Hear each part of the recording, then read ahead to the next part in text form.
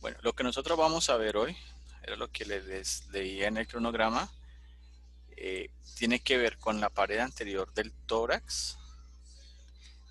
Recuerden que el tórax es la estructura que va a estar ubicada en la parte superior y anterior del tronco. Recuerden que el tronco tiene dos partes, una parte posterior que sería el dorso y una parte anterior y superior que corresponde a la cavidad torácica y una parte inferior que correspondería a la cavidad abdominal. Entonces el tórax va a estar delimitado superiormente por la abertura superior del tórax que corresponde al espacio delimitado por la primera costilla en relación con el esternón, y en la parte inferior voy a tener la abertura inferior del tórax, donde voy a ubicar un músculo que se llama el diafragma. En la parte anterior el tórax va a tener este hueso que señalo aquí, que corresponde al esternón con sus tres partes. Entonces tengo la parte superior, es el manubrio, la parte intermedia es el cuerpo y la parte inferior es el apéndice o procesos sifoides. El manubrio va a presentar en la parte superior una estructura que se llama la incisura o escotadura yugular. Lateralmente voy a tener unas incisuras en las cuales la clavícula se va a unir allí y me forma la articulación esternoclavicular. Lateralmente el esternón va a presentar unas incisuras en las cuales las costillas se van a unir allí. ¿Listo? Entre el manubrio y el cuerpo, aquí va a haber algo que se llama, entonces lo resalto aquí, que corresponde a la eh, articulación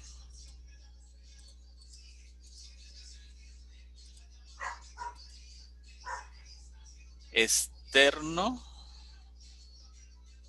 perdón, manubrio external, que esta articulación es una articulación cartilaginosa tipo sincondrosis. Entonces, ¿qué voy a tener yo aquí? Algo que se llama el ángulo external, que está conformado entre el manubrio y el cuerpo y que corresponde en unión a la segunda costilla. ¿Listo?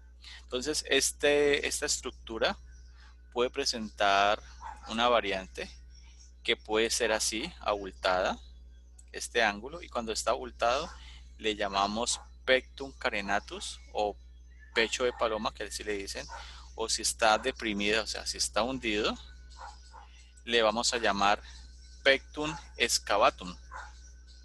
¿Listo? Pero eso es esta condición que hay aquí. En la parte inferior también voy a tener otra articulación, aquí, que se llama la articulación sifoesternal entre el proceso sifoideo y el cuerpo del esternón, que también es una sincondrosis. ¿Qué característica tiene eso? Que esas articulaciones, como tienen cartílago y el cartílago es rico en agua, con el paso del tiempo se va a hacer rígido. Lateralmente al esternón vamos a tener las costillas, que en total son 24. Tenemos 12 al lado y lado. Entonces en la parte posterior, las costillas se van a articular, veámoslo aquí en esta vista superior,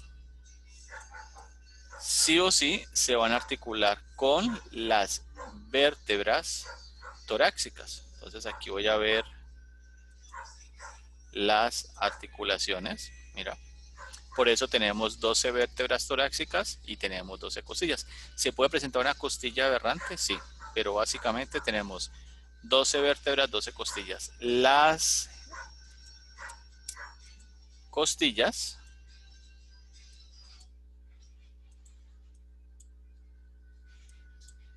van a presentar en su parte posterior esta estructura que le voy a señalar aquí, que es la cabeza de la costilla, y esta otra estructura que corresponde al tubérculo de la costilla.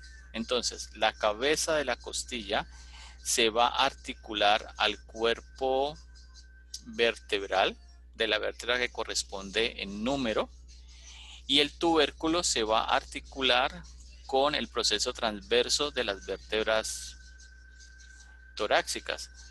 ¿Ustedes recuerdan, chicos, cuáles son las características de las vértebras torácicas? Yo agrando aquí. ¿Recuerdan?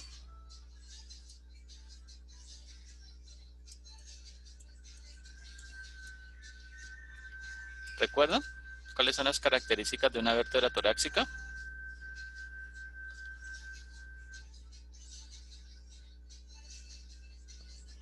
Unos procesos más largos, foramen un poco más pequeño. Bueno, muy bien. O sea que el proceso espinoso es este que veo acá. Es largo Ajá. y orientado, míralo aquí, y orientado inferiormente. Que el foramen es un poco más pequeño, ¿sí? ¿Qué otra característica tienen las vértebras torácicas? ¿Mm? ¿Qué otra tienen? ¿Lo recuerdan?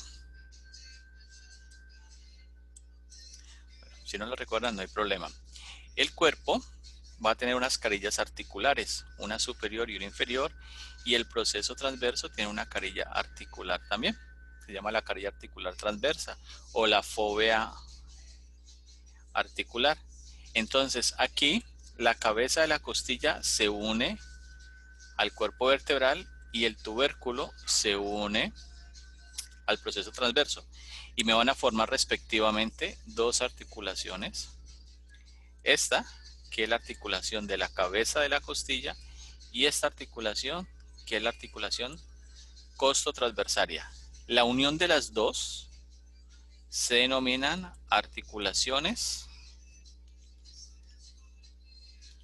costovertebrales, que sería la unión de la articulación,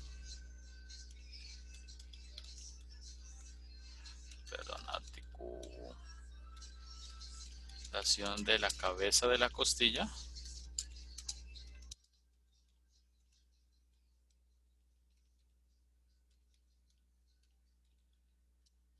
más la articulación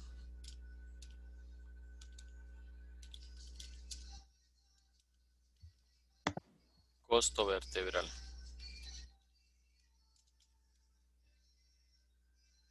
Perdón, costotransversaria.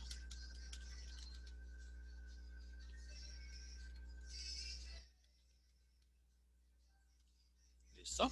Entonces, cuando yo les hable de la articulación costovertebral o articulaciones costovertebrales, es la sumatoria de la articulación de la cabeza de la costilla y la articulación costotransversaria. Hasta allí, chicos, ¿alguna pregunta?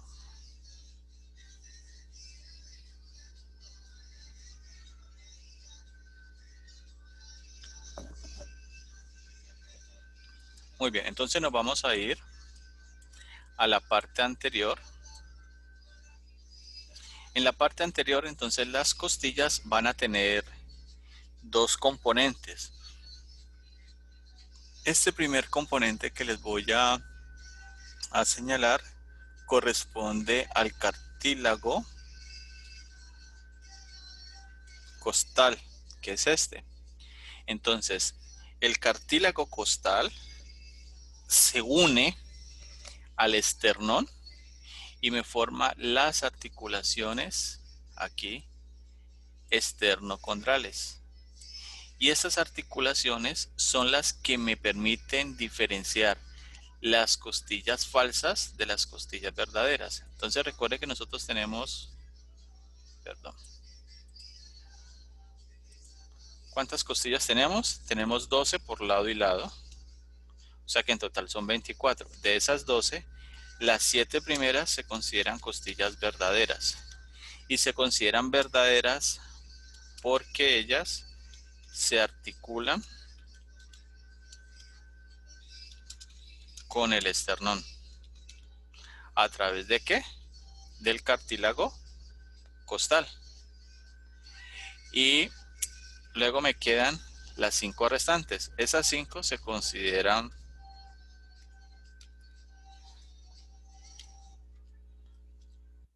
articulaciones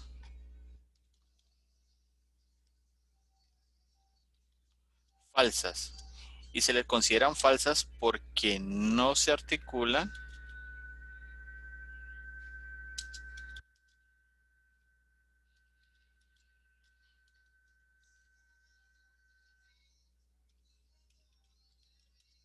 directamente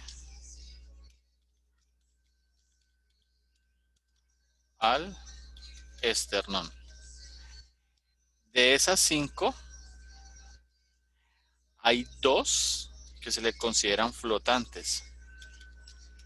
Y son flotantes porque solamente se articulan en la parte posterior. ¿Listo? Eso lo entienden, chicos, ¿les queda claro? Sí, profe. ¿Listo? Bueno, entonces, como son 24, hablemos de una mitad de 12. Entonces, las 7 primeras se articulan aquí al esternón, por eso se consideran verdaderas. Las falsas, perdón, bueno, sí, las falsas, pero yo lo disminuyo acá, van a ser las que no se articulan directamente al esternón. O sea que son la 8, aquí se las voy a señalar, aquí sería la 8, la 9, la 10 y aquí veo la 11 y la 12, porque no están articuladas al esternón. Y de esas, las 2 últimas, si vemos aquí la imagen, mire que en la parte, solamente están articuladas en la parte posterior, porque en la parte anterior no están articuladas. ¿Listo? De hecho, las costillas 8, 9 y 10 van a presentar una articulación que se llama la intercondral. Míralas, que se van a unir a la costilla que está en la parte superior. Entonces, véalas aquí. Véalas aquí. ¿Listo? Entonces, entre las 7 primeras costillas tengo la articulación externo-condral. De la 8 hacia abajo tengo las intercondrales. Adicionalmente, las costillas van a presentar una articulación aquí que se llaman las articulaciones condrocostales, que unen la parte cartilaginosa de la costilla, que la veo aquí, con la parte ósea de ella. Entonces, ¿cuántas articulaciones puede presentar una costilla? Incluyendo su parte posterior y su parte anterior.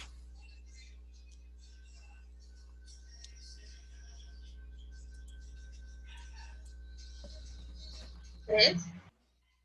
3. ¿Alguien dice algo diferente? 2.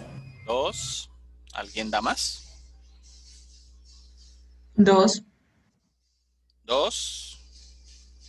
¿Alguien da algo más? 4. 4. Listo. Entonces vamos a... Y aquí está el chancuco. Vamos a la parte anterior. Entonces tenemos primera articulación. La condroesternal 1. La articulación de la parte ósea de la costilla con la parte cartilaginosa. Allí van 2. Vamos a la parte posterior. La articulación de la cabeza de la costilla y la articulación costotransversaria. O sea que en promedio una costilla puede tener entre 4 y 5 articulaciones hasta la costilla número 10. Porque recuerden que la 11 y la 12 no están articuladas por la parte anterior y no poseen cartílago. ¿Listo? Míralo aquí. Listo. Ahora, las costillas van a presentar unas partes. Entonces, la primera costilla, si la vemos acá, ella está, digámoslo, acostada en comparación con las costillas subsiguientes. Entonces, la primera costilla, vamos a utilizar de esta manera, me va a presentar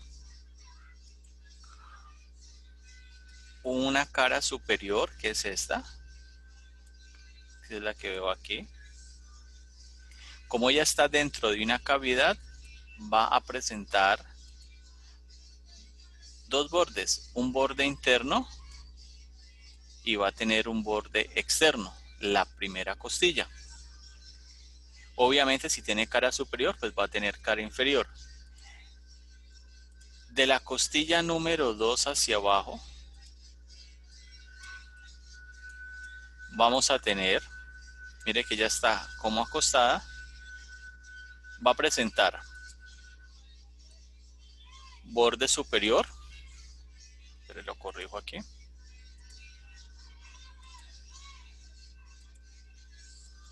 Borde superior, va a tener un borde inferior, va a presentar una cara, una cara externa y obviamente como está dentro de una cavidad me va a presentar una cara interna. ¿Entiende la diferencia entre la primera y las costillas que están hacia abajo, las subsiguientes? Sí, profe. Que la primera costilla entonces está, digámoslo, parada, o está vertical, está acostada, horizontal, y las siguientes costillas están vertical. ¿Listo? Entonces eso es lo que podemos identificar de las costillas. Las costillas en la parte inferior va a presentar, bueno, aquí no lo vemos bien, pero por aquí en la parte inferior presenta un surco. Ese surco, por él va a pasar un paquete que se llama el paquete Van. Y ustedes, por ejemplo, cuando vean la teoría, posiblemente van a hablar de unas alteraciones que se pueden presentar a nivel del pulmón. Entonces, cuando en cirugía se hace un procedimiento que se llama la toracocentesis, el cirujano o la persona que esté haciendo el procedimiento debe de entrar siempre por el borde superior de la costilla y no por el borde inferior de ella. Porque si entra por el borde inferior de ella, puede romper ese paquete que se llama el paquete Van, donde tengo la vena, la arteria y el nervio intercostal. Y el surco se llama el surco subcostal. Entonces, si entra por el borde inferior, puede romper esos vasitos y puede complicar la situación de la persona. ¿Listo? Entonces, bueno, eso para que lo tengan presente. ¿Cómo vamos allí, chicos? Entonces aquí, chicos, en la caja torácica, internamente yo voy a tener unas estructuras que son importantes que van hacia los pulmones. Aquí los veo. Un pulmón al lado derecho, un pulmón al lado izquierdo, y voy a ver esta estructura que corresponde a la tráquea. Entonces la reja costal en su parte inferior va a tener este músculo que se llama el diafragma. Entonces el diafragma me divide o me separa la cavidad abdominal de la cavidad torácica. ¿Listo? El diafragma en la parte inferior va a presentar unos orígenes que se llaman los orígenes lumbares, que son estos, que corresponden a una estructura que le llamamos los pilares del diafragma, pilar derecho y pilar izquierdo. Estos pilares en la parte superior van a delimitar unos espacios que ahorita más adelante se los voy a nombrar. ¿Qué es lo que quiero que ustedes vean en esto? Que este músculo es un músculo que hace parte de la respiración. ¿Por qué?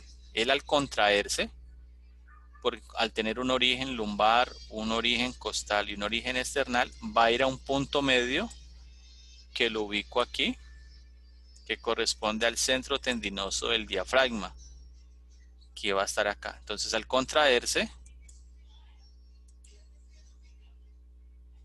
el diafragma, ¿el qué hace? Él desciende, y al descender hace que los pulmones se alarguen y puedan aumentar su capacidad para recibir mayor cantidad de aire. ¿Listo?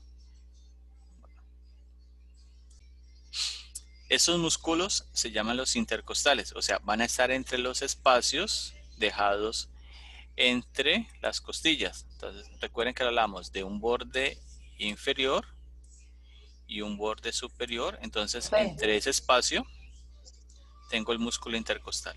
¿Alguien me iba a preguntar algo? Profe, Dime.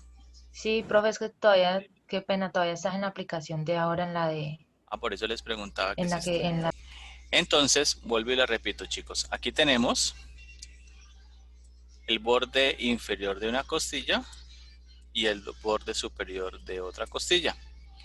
Entre este borde y este va a haber un espacio que corresponde a un espacio que es el espacio intercostal. Y en ese espacio voy a tener unos músculos que se llaman los músculos intercostales. Entonces, los músculos que van a ir con una orientación de medial a lateral, estos, y que van a ocupar el espacio comprendido entre el cartílago costal, se llama el músculo intercostal interno, que es este. Listo, ese es el músculo intercostal interno. Hay unos músculos que aquí no los alcanzo a ver muy bien porque aquí me voy a encontrar con este músculo que es el serrato anterior, pero profundo a él. Espérate, yo miro si el aplicativo no me lo muestra.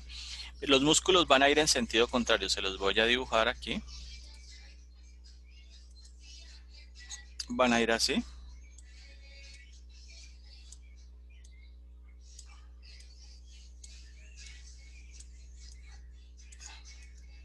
Esos músculos van a corresponder a los que yo voy a llamar como músculos intercostales externos. Entonces, los que van a ir de medial a lateral y de superior a inferior se llaman intercostales internos, y los que van a ir de lateral a medial y de superior a inferior se van a llamar intercostales externos. Como el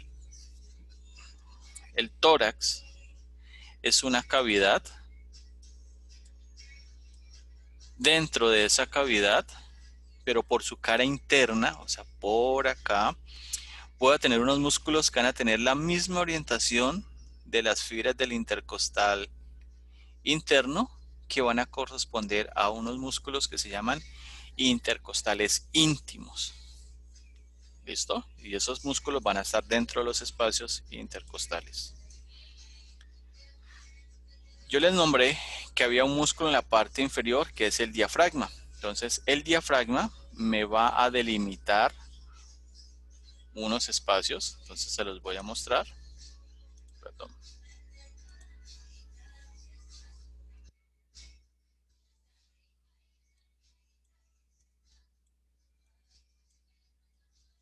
Entonces, mira. Este músculo es el diafragma. Y este es el origen lumbar del diafragma, que corresponde al lado derecho, al pilar derecho del diafragma, al lado izquierdo, pilar izquierdo del diafragma.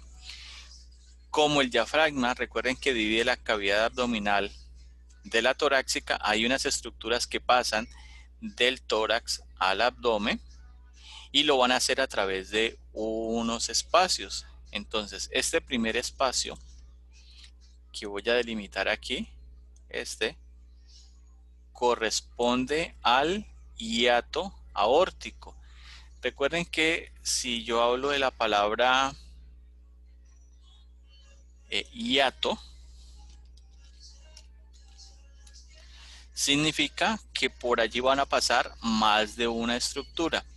Y voy a tener otra estructura que se llama orificio, donde solamente va a pasar una. Entonces, a nivel del abdomen,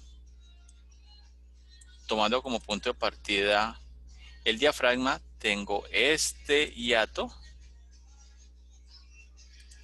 que corresponde al hiato aórtico, por el cual va a pasar la arteria aorta, que ya pasaría a ser aorta abdominal, y asciende del abdomen al tórax el conducto torácico. Acá en la parte superior no se diferencia muy bien aquí, pero vamos a señalarlo. Le cambio el color para que se vea mejor.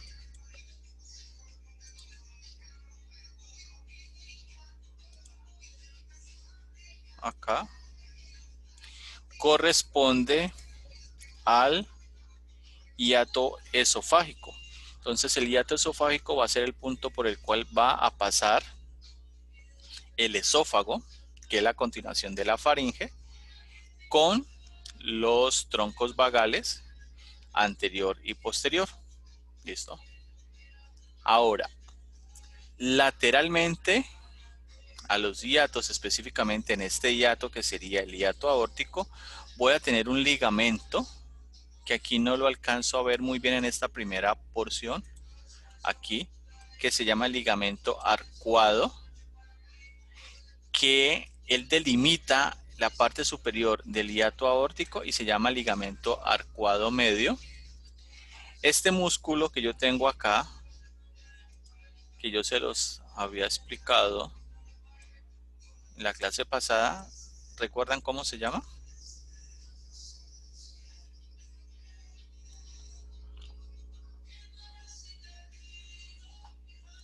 ¿Recuerdan cómo se llama ese músculo? Músculo que me sirve como referencia para la ubicación de los nervios del plexo lumbar. ¿Recuerdan? Bueno, este músculo se llama el psoas mayor. Entonces, que recuerden que con el ilíaco me forma el iliopsoas. Sobre él, aquí que es este mismo músculo, tengo este ligamento que se llamaría ligamento arcuado medial. Perdón.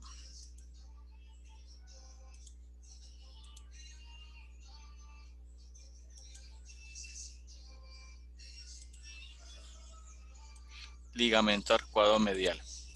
Y lateralmente al psoas mayor tengo este músculo que veo aquí acá, que se llama el cuadrado lumbar o cuadrado de los lumbos. Y sobre él tengo el ligamento arcuado lateral.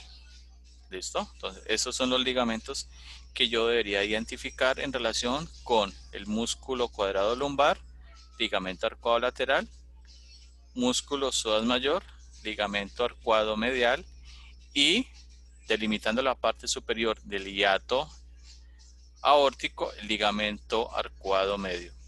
Solamente tengo un medio, tengo dos mediales y dos laterales. ¿Listo, chicos? ¿Esa parte me la entendieron bien?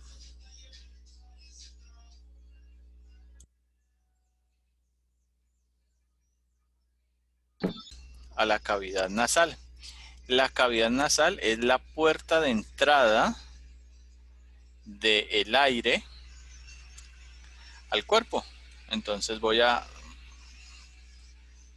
ir a un nivel más profundo y me voy a encontrar con las estructuras que es una característica de los huesos planos, especialmente a nivel de la cara, que se van a llamar los senos paranasales. Los senos paranasales son estos espacios.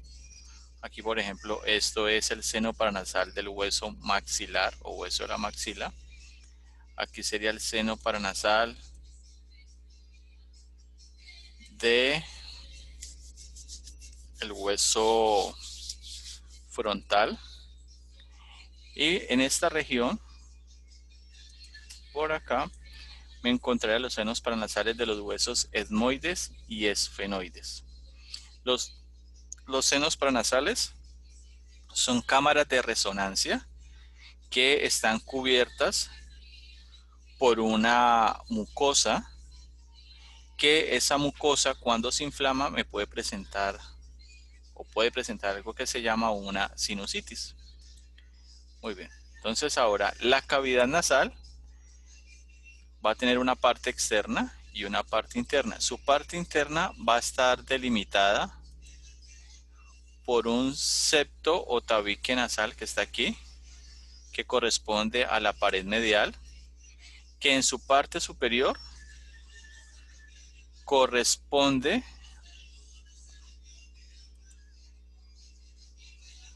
a el hueso etmoides con su lámina perpendicular, y en su parte inferior va a corresponder al vómer, que sería acá, sería la pared medial. Lateralmente voy a tener este hueso que corresponde a la concha nasal inferior, y en la parte superior tendría la concha nasal media. La superior no la alcanzo a ver porque estaría profunda, y estas conchas corresponden a la pared lateral de la cavidad nasal. ¿Listo?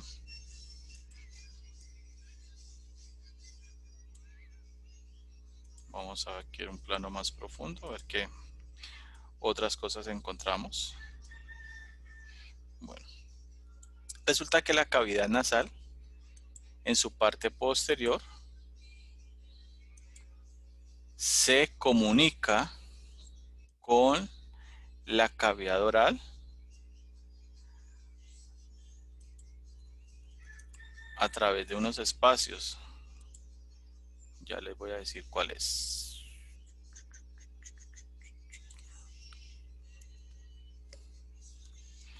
¿Ustedes recuerdan cómo se llaman estos espacios que les voy a señalar?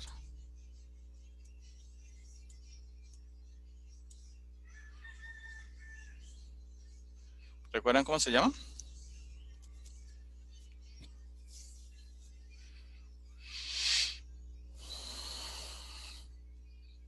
Chicos, ¿lo recuerdan?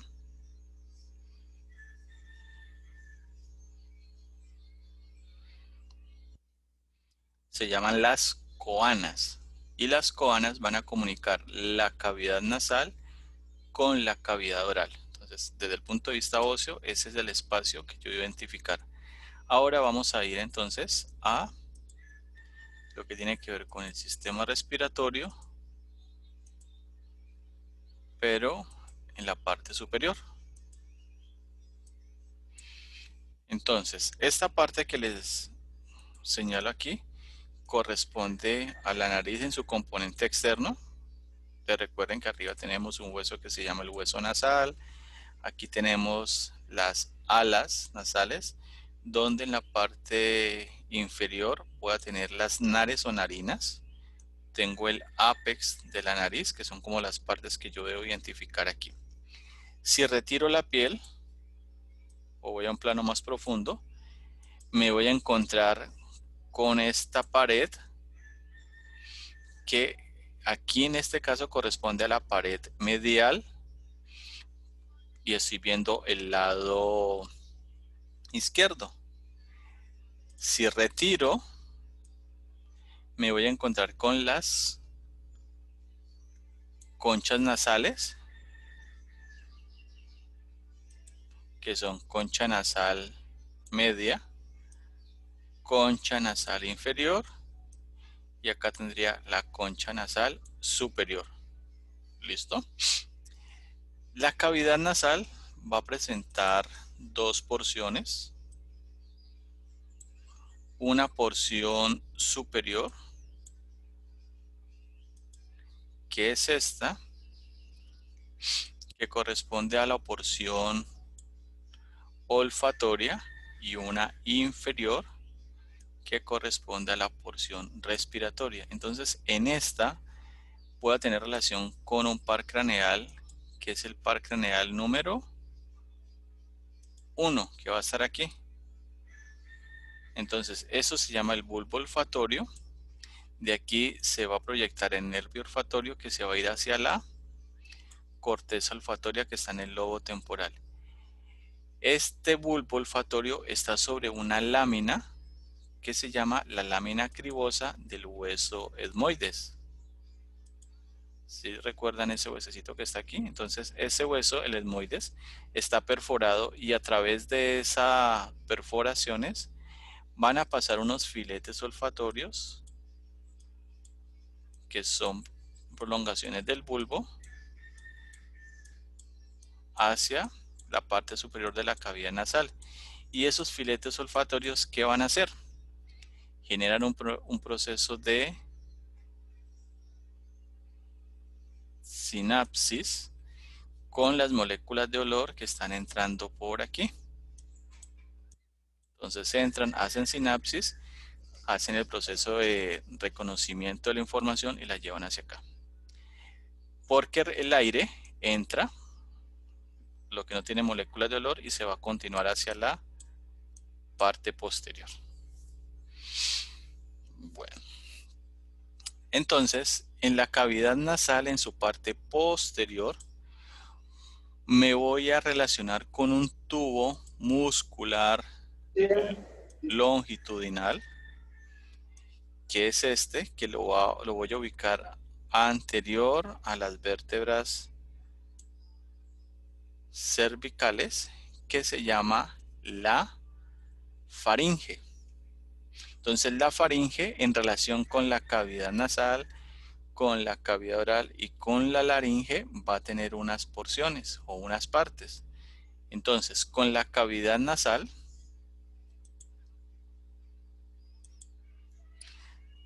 la parte de la faringe que se relaciona con la cavidad nasal se llama la nasofaringe. La parte de la cavidad oral que se relaciona, perdón, de la faringe que se relaciona con la cavidad oral se llama la orofaringe. Y la parte de la cavidad de la faringe que se relaciona con esta estructura que es la laringe se va a llamar la laringofaringe. Entonces la faringe tiene estas tres porciones. Entonces veamos qué parte voy a reconocer en cada una de ellas. A nivel de la nasofaringe voy a tener un orificio que va a estar aquí, que se llama el orificio faríngeo de la tuba auditiva. Este orificio es el que me va a permitir comunicar el oído medio con la nasofaringe o la parte posterior de la cavidad nasal.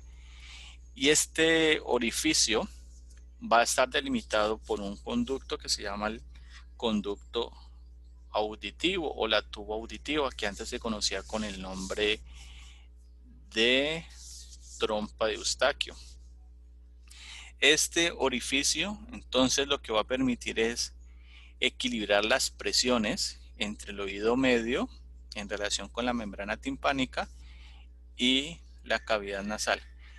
Es posible que a ustedes les haya pasado que en ocasiones cuando han subido a ciertas altitudes o hayan subido en ascensor a un edificio en sus pisos superiores, sienten que el oído se les tapa. Entonces lo que se hace nuevamente es tragar aire y al tragar aire la membrana se equilibra. Este orificio en su parte superior va a presentar un rodete. Aquí lo vemos, una elevación muscular que corresponde al toro tubarum o toro tubarum. Y hacia la parte inferior voy a tener unos pliegues que se llaman los pliegues salpingofaringeo, que van de la tuba a la faringe. Entonces ya dejo la nasofaringe. Bueno, antes de eso, importante tener en cuenta lo siguiente. Aquí. En la parte posterior de la cavidad nasal aquí voy a tener algo que se llama el receso faríngeo, donde voy a encontrar una tonsila que se llama la tonsila faríngea o es conocida con el nombre de adenoides, que es esta. Perdón. ¿Qué es esta? La adenoides. Y la adenoides se puede inflamar y cuando se inflama me puede obstruir la nasofaringe. Entonces cuando se presenta eso, especialmente los niños son los que sufren de esta condición, tienen una respiración oral. O sea que el aire lo captan a través de la boca. ¿Listo? Entonces eso es algo que se debe tener en cuenta. ¿Cómo vamos, chicos? ¿Bien? Ya voy a pasar a la orofaringe. Entonces en la orofaringe voy a ubicar esta estructura que hace parte del paladar blando que se llama la úvula palatina o la famosa campanita, que es esta. En su parte anterior entonces voy a tener la lengua y la lengua hace parte de la cavidad oral que la vamos a ver en sistema digestivo. Entonces todo esto es la cavidad oral. Sin embargo, la lengua en su parte posterior acá tiene una relación directa con esta estructura que corresponde al cartílago epiglótico que tiene que ver con la laringe. Entonces, ¿qué sucede?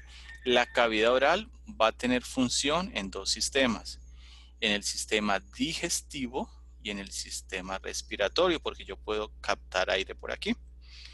Cuando estoy en función del sistema digestivo, la lengua se retrae. Entonces, ¿qué hace? Se hace posterior e inferior y empuja a este cartílago para que me cubra un espacio que voy a encontrar aquí que se llama la epiglotis. Por eso este cartílago se llama cartílago epiglótico. Entonces, al tapar este espacio, el contenido de la cavidad oral se hace posterior aquí y se va por unos espacios que se llaman los recesos piriformes para luego convertirse en esófago. Y el esófago ya tiene que ver con el sistema digestivo. Luego entonces, ¿qué va a pasar? La faringe se va a relacionar con la laringe y a esto le vamos a llamar la laringofaringe. ¿Listo? Bueno, entonces ahora vamos a irnos hacia la parte inferior del sistema respiratorio. Entonces aquí pues volvemos a algo que vimos al comienzo, que es el tórax. Entonces, si retiro, pues ya vimos los músculos intercostales. Aquí, entonces dentro de la cavidad torácica me voy a encontrar ¿con qué? Con los pulmones y la tráquea. La tráquea va a ser la continuación de una estructura que se llama la laringe, que es esta señorita que les voy a mostrar aquí. Entonces, la laringe la voy a encontrar en la región anterior del cuello. Ella va a estar conformada por cartílagos. Entonces, ella va a estar conformada por, bueno, como les dije, cartílagos.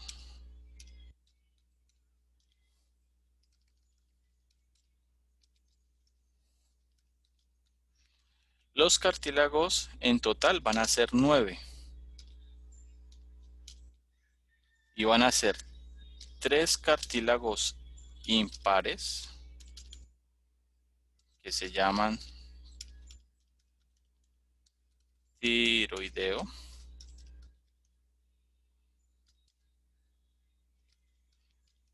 cricoideo y cartílago epiglótico. Y vamos a tener 3 cartílagos pares.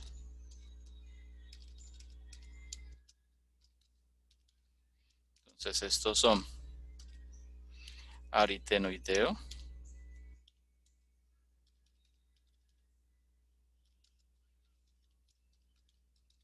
corniculado y cuneiforme. ¿Listo? Estos son los 9 cartílagos. Entonces, en esta vista anterior voy a retirar estos músculos y aquí voy a ver ya la laringe como tal. Vamos a ver los cartílagos impares, porque los cartílagos pares solamente los voy a ver por la cara posterior. Es cartílagos impares. Primer cartílago, cartílago epiglótico, que tiene una forma de hojita. Segundo cartílago, cartílago tiroideo. Y tercer cartílago, cartílago cricoideo. Entre el cartílago tiroideo y el cartílago epiglótico va a haber un hueso, que es el único hueso que no se articula con ningún otro, que se llama el hueso, que es un hueso flotante además. ¿Cómo se llama?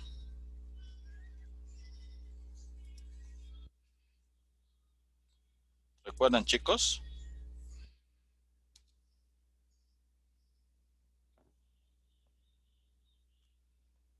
El hueso ioides.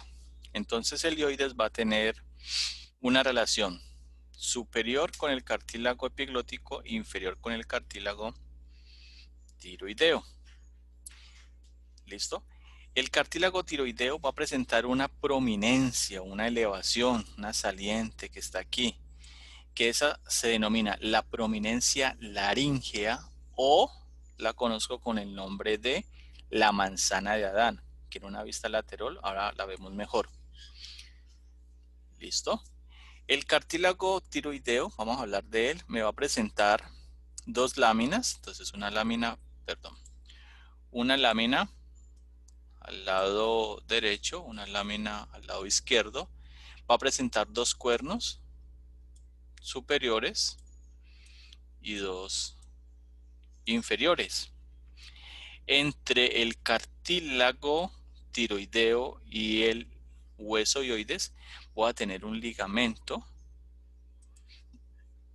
que se llama ligamento tiroideo medio, porque lateralmente va a tener ligamento tiroideo lateral, que me va a delimitar una membrana que es la tiroidea, y en esa membrana voy a tener dos orificios al lado y lado, que van a ser los orificios por el cual va a emerger o va a salir la rama externa del nervio laríngeo superior, que es un nervio que inerva la laringe, que es una rama del vago.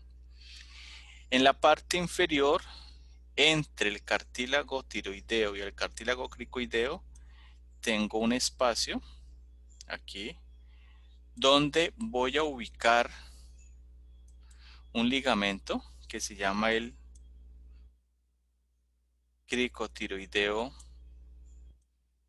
aquí, y este ligamento va a ser el punto donde yo puedo hacer un corte para hacer un procedimiento quirúrgico que se llama una cricotomía, que se puede presentar se puede realizar en una situación de emergencia por una obstrucción de la vía aérea alta.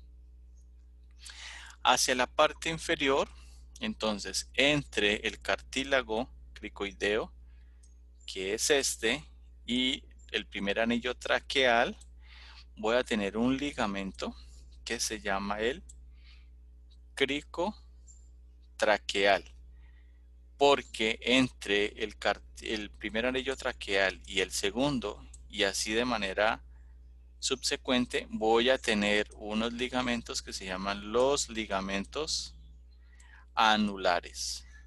¿Listo? O sea que la laringe se va a continuar como tráquea y la faringe se va a continuar como esófago. Del cartílago cricoideo que estoy viendo aquí, esta parte anterior corresponde al arco, porque en su parte posterior corresponde a la lámina. Bueno, entonces borremos todo esto y nos vamos hacia una vista lateral.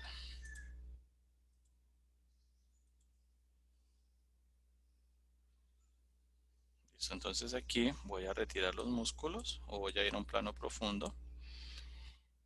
¿Recuerdan lo que les había dicho de la manzana de Adán? Se la presento, que es esta, que se llama la prominencia laringea. Y esta estructura que está detrás de la laringe, aquí arriba, entonces corresponde a la parte faríngea de la laringe, y acá abajo ya sería el esófago, y aquí voy a tener los recesos piriformes, que es el sitio por el cual el contenido de la cavidad oral va a pasar. ¿Listo? Bueno, entonces nos vamos ahora a una vista posterior. Entonces aquí retiro músculos y me voy a encontrar en la parte superior con el cartílago epiglótico, ya lo vimos, y aquí lateralmente voy a encontrar los recesos piriformes, porque ya en la parte inferior pues voy a tener el esófago. Entonces bajamos aquí. Listo. Entonces ya me voy a encontrar con los cartílagos pares. ¿Cuáles son estos? Entonces, primer cartílago, este se llama el cartílago aritenoideo, que son dos, uno a la derecha y uno a la izquierda, que ellos están sobre el borde superior de la lámina del cartílago cricoideo, que es este. En la parte superior tengo los cartílagos corniculados, que son estos, y desde el borde lateral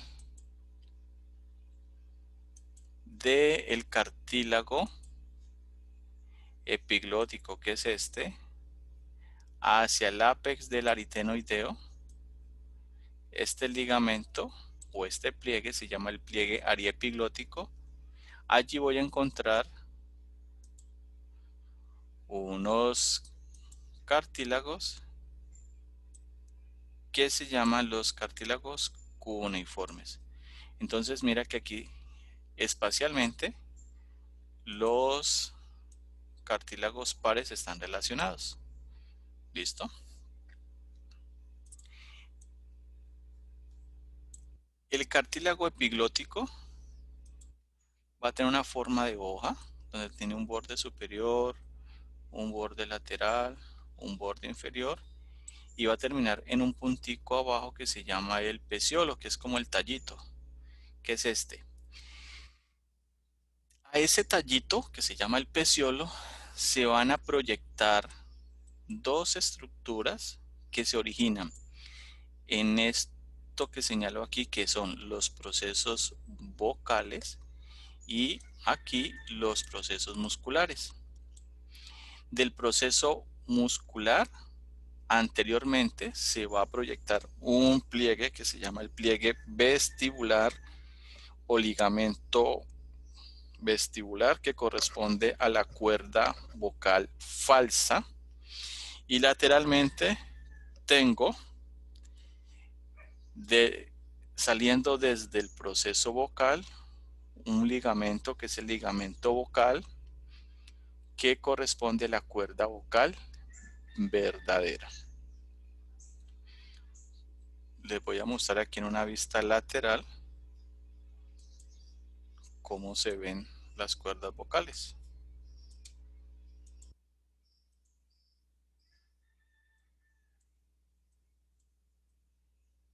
Entonces, en la parte superior, esto corresponde a la cuerda vocal falsa y esto corresponde a la cuerda vocal verdadera. De la cuerda vocal verdadera es un pliegue, ligamento que se proyecta desde el proceso vocal hacia la parte anterior del cartílago epiglótico. Lo mismo pasa con la cuerda vocal falsa, que es superior, que es una prolongación desde el pliegue muscular. Entre las dos cuerdas vocales se va a presentar un espacio que le voy a llamar el ventrículo laringio, que es el espacio por el cual el aire entra, y las cuerdas vocales hacen un movimiento de aducción y abducción por acción de unos músculos que actúan sobre el cartílago aritenoideo. desde el punto de vista del espacio, esto aquí corresponde a la glotis. Lo que está hacia arriba es la epiglotis, lo que está hacia abajo es la subglotis. Entonces, en la parte superior, entonces, como esto es la epiglotis, este cartílago es el cartílago epiglótico, no epiglotis. Entienda que la epiglotis es un área, es un espacio que va a estar cubierto funcionalmente por el cartílago epiglótico. ¿Listo? ¿Entienden esa parte, chicos?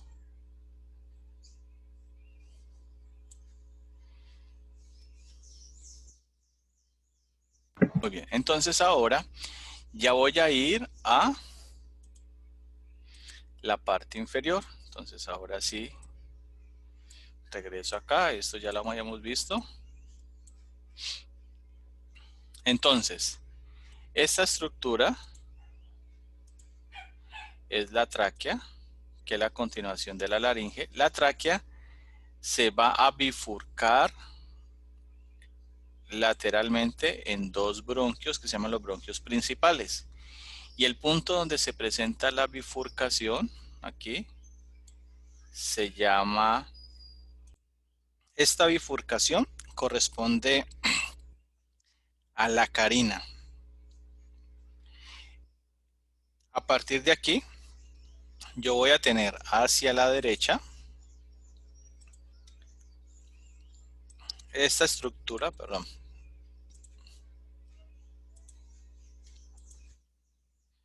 Pongo aquí grueso. Esta estructura que voy a señalar aquí, que es el bronquio principal derecho, y hacia el lado izquierdo voy a tener el bronquio principal izquierdo. Resulta que el bronquio principal derecho es más corto y vertical y el izquierdo es más largo y horizontal. Eso explica el por qué los cuerpos extraños que se llegasen a ir por la vía aérea alta van a terminar nuevamente en el pulmón derecho. Entonces, desde la carina hacia arriba, a esto le vamos a llamar la vía aérea alta, o sea que de aquí hacia abajo sería la vía aérea baja. Los bronquios principales se van a relacionar con los pulmones. Entonces me devuelvo acá un poco para entender esto. Los pulmones están dentro de la cavidad torácica. Van a ser dos, uno al lado derecho y uno al lado izquierdo. Los pulmones están cubiertos por un tejido epitelial de revestimiento que se llama la pleura. Entonces la pleura va a tener dos láminas. Una pleura que va hacia la parte externa, que es esta que señalé aquí, que se llama la pleura parietal, y una que está adherida a él, que se llama la pleura visceral, y que va a delimitar un espacio que se llama la cavidad pleural. Los pulmones van a tener unas caras. ¿Qué caras son? En la parte superior tengo el ápex pulmonar al lado derecho, al lado izquierdo. Hacia la cara medial voy a tener la cara mediastinal, que sería estos bordes mediales. Va a tener una cara diafragmática, que es esta, que está orientada hacia el diafragma, y va a tener una cara costal. También va a presentar un borde que se llama el borde anterior y por ende pues va a tener un borde hacia la parte posterior que sería el borde posterior. A su vez, los pulmones se van a dividir en lobos. El pulmón derecho tiene 3 lobos. Entonces aquí tengo el lobo superior del pulmón derecho. Acá. Voy a tener el lobo medio Y acá atrás voy a tener el lobo inferior, por acá atrás. Él es grande, sino que aquí pues por el modelo veo esto. Al lado derecho, perdón, izquierdo, voy a tener el lobo superior, que es este. Aquí. Y en la parte posterior tendría el lobo inferior. Estos lobos están delimitados por unas fisuras. Entonces, la fisura horizontal, que es esta, me delimita el lobo superior y medio, y una fisura oblicua que viene de la parte posterior me va a delimitar el lobo superior e inferior del pulmón derecho. En el caso del izquierdo va a tener una fisura que se llama la oblicua, que va a estar acá atrás, que me limita o me delimita el lobo superior del lobo inferior. Adicionalmente, los pulmones en relación con la pleura me va a generar unos espacios. Entonces, en la parte superior voy a tener la cúpula pleural.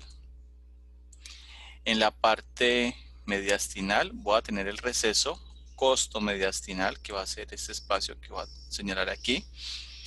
Y en la parte inferior, en relación con el diafragma, voy a tener el receso costo-diafragmático, que son espacios hacia donde pueden llegar los pulmones en un proceso de inhalación. Entonces ahora ya me voy hacia la parte más interna. Entonces, ¿qué les había dicho a ustedes? Los bronquios principales van a ir a cada pulmón respectivamente. Entonces, bronquio principal derecho, bronquio principal izquierdo. Los mismos se van a dividir en bronquios lobares dependiendo del número de lobos que tenga el pulmón. Entonces, si voy al pulmón derecho, voy a tener 3 lobos. Entonces, un lobo superior, un lobo medio, pues aquí lo vamos a ver, y un lobo inferior, un bronquio lobar inferior. Si voy al pulmón izquierdo, tengo un bronquio lobar superior y un bronquio lobar inferior. A su vez, los bronquios lobares se van a subdividir en bronquios segmentales, que para el caso del pulmón derecho van a ser 10 en total, que son esos pequeñitos que señalo acá, y en el caso del pulmón izquierdo van a ser 8 o 9 dependiendo de la nomenclatura que se tenga. Entonces, ¿qué sucede aquí? Cuando nosotros tomamos aire, el aire ingresa vía cavidad nasal, pasa por la laringe, tráquea y se va a ir a los pulmones. Y acá en los pulmones, en unas estructuras que se llaman los alvéolos, se va a hacer el intercambio gaseoso. O sea que la respiración siempre va a ser a nivel de los pulmones. ¿Por qué hago la aclaración? Porque algunas personas hablan de respiración abdominal o respiración diafragmática, y eso es errado. Se define respiración como el intercambio gaseoso entre el medio externo y el medio interno, y solamente se da a nivel de los pulmones. Lo que sucede es que a nivel del abdomen, cuando se contrae el diafragma, este desciende y aumenta el volumen de la cavidad abdominal, pero allí no se está haciendo ningún tipo de intercambio gaseoso.